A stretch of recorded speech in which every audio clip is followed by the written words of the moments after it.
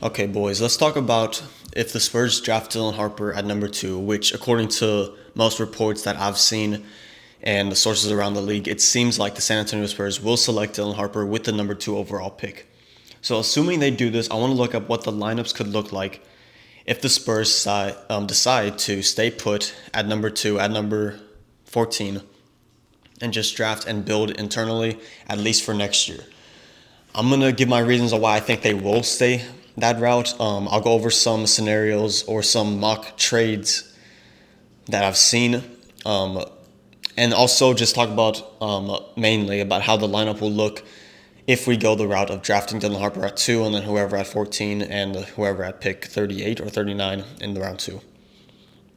So let's first discuss some possible trades that I've seen. Obviously, the most notable ones is trades for like Giannis Antetokounmpo, for trades for Kevin Durant. I've also seen recently Jaylen Brown, because it seems like the Celtics will make a trade of some sort this season, this offseason, with Jason Tatum probably being out for most of the year, unfortunately. I've seen Jaylen Brown to the Spurs. I've seen even Derek White to the Spurs. I've seen some Suns trades that don't involve Kevin Durant and getting people like Grayson Allen and stuff like that. I want to mainly talk about Jaylen Brown, Kevin Durant, and Giannis Antetokounmpo, though. I don't think the Spurs will make these trades. First, let's address the Giannis one because that's the most popular one that I've seen. Every Spurs fan, it seems like they're drooling for that. If you haven't been the biggest fan of Dylan Harper.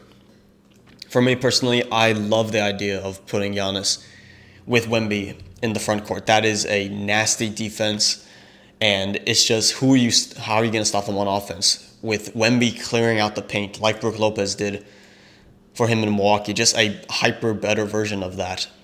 Giannis would score whenever he wants. Wemby would score whenever he wants, and when he's not even at his prime, it would be unstoppable. The problem is, it's not even what they give up for Giannis. If you can give up like a okay deal of something like Harper or the number 2, Harper or Castle, then you throw in Johnson, maybe Champagnie, maybe Barnes, and 3 firsts in the future. Even if you do a package like that, you're not giving up the worst amount. You still have either Harper or Castle. You still have guys like Vassell, Sohan, Fox. You are now stuck with Giannis's contract, which is about $55 million a year, I think. You have to extend Fox this summer unless you don't want to, but he's still making like 37, almost close to 40 million next year. Wemby is getting an extension after this year, probably making around 40 million a year. So with all that, about 3 players making up almost 120 million of the cap, that's like you're financially restricted to do anything else. So that's the only reason why I don't think this trade would work. Plus, I think Milwaukee's going to ask for a way bigger package than that, unless Giannis demands a trade. And if that happens, I'll keep you up to date on that and give my 2 cents about that. So I don't think Giannis will happen. Kevin Durant, same thing, kind of. He's getting paid not as much as Giannis, but he's still getting paid a good amount, and he's freaking 38, 39 years old. So the Spurs will not want to give up too much for him. If you can get him for this season, and you can keep it under the cap, and you don't give up too many draft picks, too many good players, then okay, I'm in getting another veteran in the locker room, another really good scorer to pair with Wemby. But unless you can get him for really cheap like we did Fox, I'm not into that either. And even with that, I think the Spurs could keep the number 2 pick trading for Kevin Durant, personally, and keep Castle. So that's my idea on that. And then the Jaylen Brown one, it's just why, unless he comes out for like a very cheap package, then no, because again, he's making a lot of money, and it's just like the Spurs are in no rush. We're going to be fine regardless. So let's just keep the number 2 pick. Let's draft Dylan Harper. Let's keep the number 14 pick, and let's build this roster internally.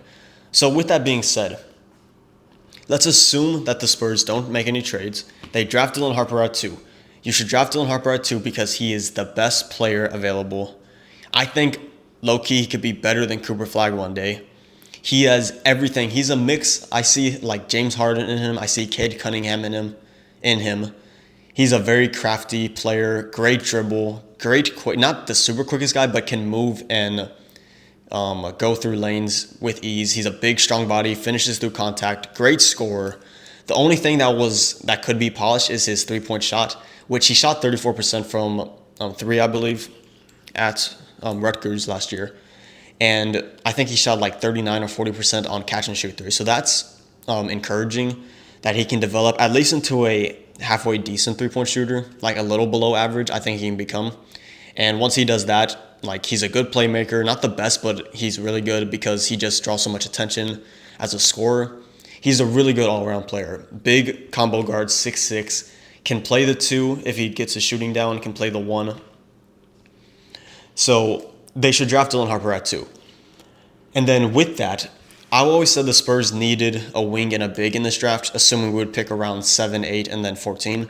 But because we move up to 2, that changes things. You're going to have to draft Dylan Harper because he is the best player available. And at 14, you then want to take a big. Because you're drafting Harper, you're going to kind of push guys out of their position to play the 3, which we'll talk about later in the projected lineup. So because of that, you just take the big at 14. And at the 14th pick, who I think the Spurs can get, I don't know if Derek Queen's going to be available. Kaman Malawatch will probably not be available. He'll probably go top 5 possibly, top 10 for sure. I think the Spurs should go after Thomas Sorber from Georgetown.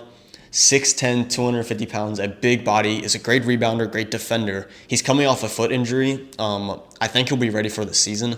So he didn't do any of the combine work or anything like that, but he reminds me a lot of Okenye Akanwo on the Atlanta Hawks, except without a 3-point shot, which he's not even the greatest 3-point shooter, but he can stretch the floor if needed be.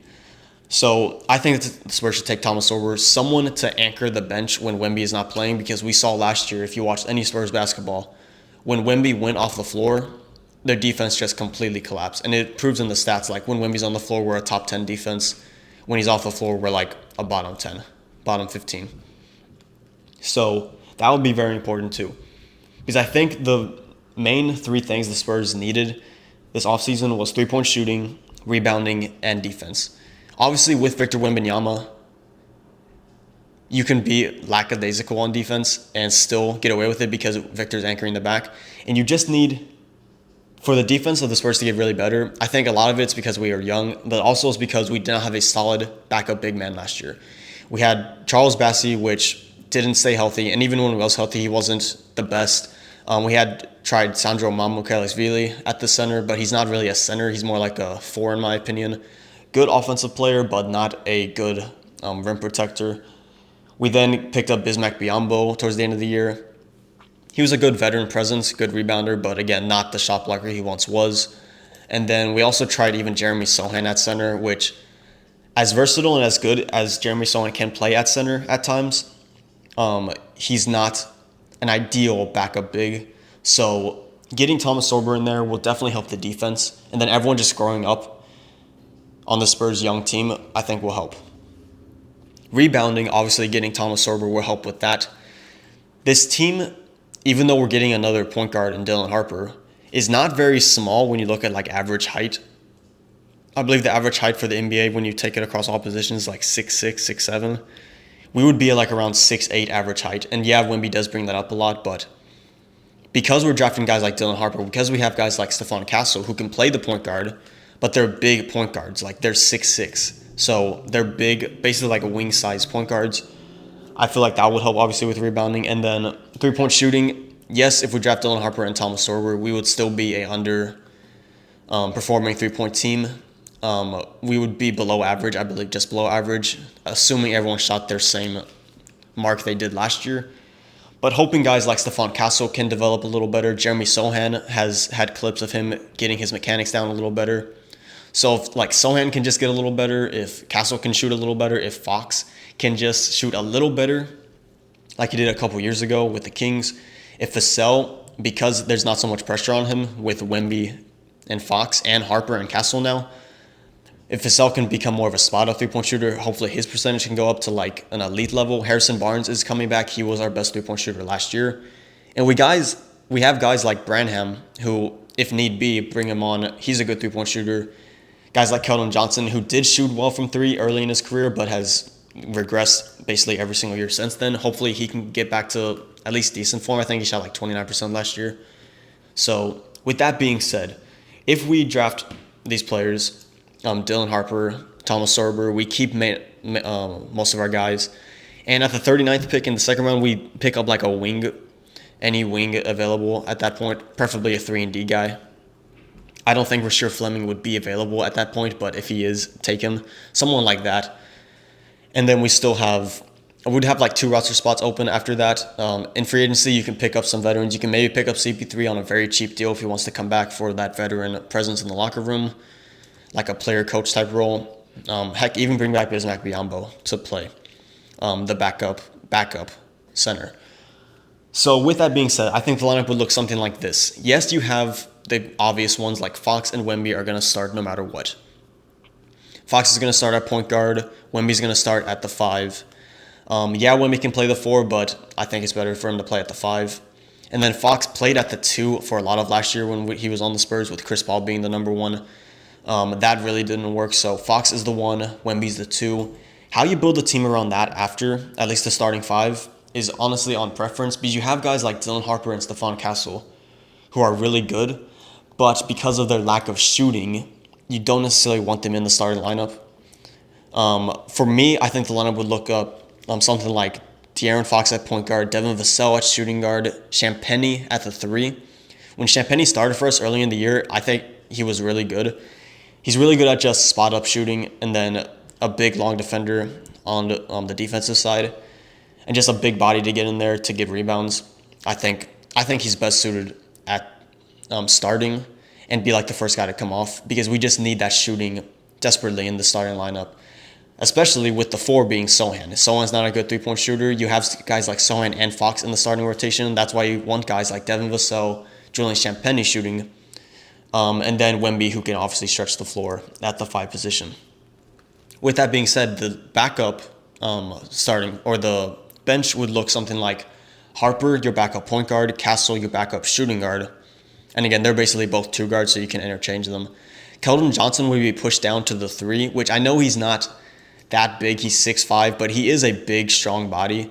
We even played him sometimes at the 4 in very small ball lineups last year, so I think he'll do just fine there. Harrison Barnes as the backup 4. He's kind of like the opposite of Jeremy Sohan in this instance. Jeremy Sohan would be the defensive anchor, and then Barnes would be the guy you bring in to get some shooting in there. And just another veteran presence. And then Thomas Sorber would be your backup 5. I think Harper and Castle would be the guys getting most minutes off the bench. And then depending on what team you're going against, what rotation you want, it would be like Sorber or Barnes at that 3rd man spot if we make it to the playoffs. And then you would have guys like Wesley, Branham, the 39th pick, and guys possibly like CP3, Bismack Biyombo as your backup people who just kind of sit on the bench. Don't really get much playing time. But I think even Wesley and Branham are really good in that they could be a bench player, a second unit guy for this team. If we end up making a trade and trade someone like Keldon Johnson or Harrison Barnes, then they can slot in Wesley for his pace and defense, and then Branham for his shooting and secondary ball handling skills. So that's what I think the lineup would look like. I think we would be just fine. If we went out with this lineup next year, we would have a deep team. We'd have a very versatile team. Kind of like the Pacers in the sense that we can play 10 guys a night, and they're all high-level players like that. With this lineup, I think we can make the playoffs. I think we should make the playoffs next year. I don't think we need to make a trade for a star because we're in no rush, and last year we were going to be a fringe play-in team. And if Wemby hadn't gotten hurt, if we didn't sit out De'Aaron Fox, we definitely would have been competing for the play-in. We had Greg Popovich, obviously not coached for very long, and I had Mitch Johnson playing the interim head coaching role.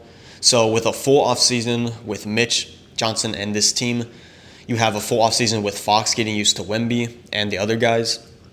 You have guys like Vassell who are going to adapt hopefully to their new role of more of a spot-up shooter and defensive guy. You have guys like Sohan who's improving his shot. You have guys like Harper who are going to come in. You have guys like Castle who hopefully can take that second-year jump. and bringing in guys like Thomas Sorber, another good rookie. And obviously, the most important thing would be Wemby getting back to full strength. It looks like he's put on some weight, some muscle, and just getting better as he continues to grow. Because he's still only 21 years old. This will be his third season.